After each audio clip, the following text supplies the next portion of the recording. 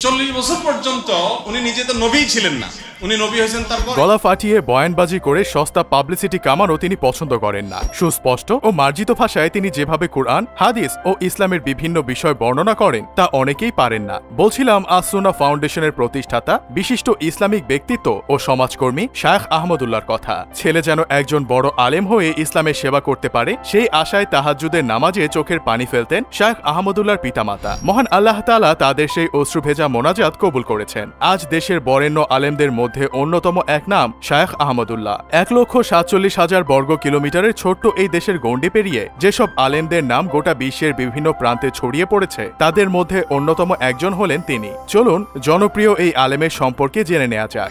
লক্ষ্মীপুরের এই কৃতি সন্তানের জন্ম হয়েছিল 1981 সালে 15 ডিসেম্বর। তার পিতা মোহাম্মদ দেলোয়ার হোসেন একজন ব্যবসায়ী, আর মা মোসাম্মদ দেলোয়ারা বেগম হলেন গৃহিণী। 6 ভাই বোনের পরিবারে তিনি হলেন দ্বিতীয়। শৈশবে তার আসল নাম ছিল আহমদ হুসাইন। তবে হাতিয়ায় ফাউজুল উলুম কওমি মাদ্রাসায় অধ্যয়নকালে তার শ্রদ্ধেয় শিক্ষক মুফতি সাইফুল ইসলাম তার নাম পরিবর্তন করে আহমদুল্লাহ রাখেন। 1988 সালের বন্যায় হাতিয়া ক্ষতিগ্রস্ত হলে শায়খ আহমদুল্লাহ নোয়াখালী ত্যাগ করে চলে আসেন চট্টগ্রামের হাটহাজারী দারুল উলুম মাদ্রাসায়। সেখানে তিনি জাকারিয়া আব্দুল্লাহ ও আনাস মাদানির সহপাঠী ছিলেন। হাটহাজারীতে কিছুকাল পড়াশোনা করে যশোরের দড়াটানা কওমি মাদ্রাসায় ভর্তি হয়ে যান শায়খ আহমদুল্লাহ। সেখান থেকে সানুবিয়াহ পরীক্ষায় 10ম স্ট্যান্ড ও দাওরায়ে হাদিস ক্লাসে 2য় স্ট্যান্ড অর্জন করেন। সবশেষে খুলনার দারুল উলুম কওমি মাদ্রাসা থেকে ইফতা সম্পন্ন করার মাধ্যমে শিক্ষাজীবন শেষ করেন এই মেধাবী আলেম। 2003 সালে মিরপুরের একটি মাদ্রাসায় শিক্ষক হিসেবে নিজের কর্মজীবনে পা রাখেন শায়খ আহমদুল্লাহ। সেই সাথে মিরপুরের বাইতুল ফালাহ জামে মসজিদের ইমাম ও খতিব হিসেবে নিযুক্ত হন।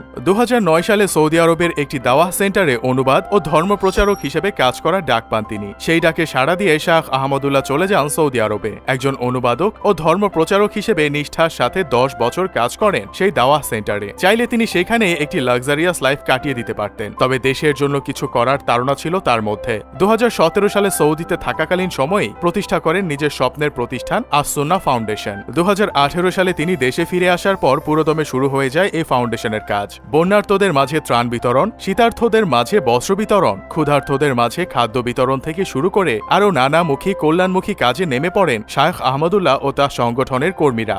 আস-সুন্নাহ ফাউন্ডেশনের হাত ধরেই অসংখ্য মানুষের কর্মসংস্থান সৃষ্টি হয়েছে। তাই খুব অল্প সময়ের মধ্যেই শায়খ আহমদুল্লাহর জনপ্রিয়তার এক অন্যতম কারণ হয়ে ওঠে অরাজনৈতিক এই সংস্থাটি। শিক্ষা, সেবা ও দাওয়া 3 বিভাগেই সাফল্যের সহিত কার্যক্রম পরিচালনা করে যাচ্ছে আস-সুন্নাহ ফাউন্ডেশন। শুদ্ধ চিন্তা ও বিশুদ্ধ জ্ঞান চর্চার অংশ হিসেবে বিভিন্ন ওয়াজ মাহফিলে, টিভি চ্যানেল ও উন্মুক্ত প্ল্যাটফর্মে ইসলামিক লেকচার দিয়ে জনগণের ব্যাপক সাড়া পাচ্ছেন শায়খ আহমদুল্লাহ। দেশের বাইরে মালয়েশিয়া, ভারত, আরব আমিরাত, সৌদি আরব, দক্ষিণ আফ্রিকা, জাপান সহ বিভিন্ন আন্তর্জাতিক অনুষ্ঠানে তিনি অংশগ্রহণ করেছেন। দেশের ধর্মপ্রাণ মানুষদের কাছে দাওয়াহ পৌঁছে দেওয়ার এক নীরব কাণ্ডারির নাম শায়খ আহমদুল্লাহ।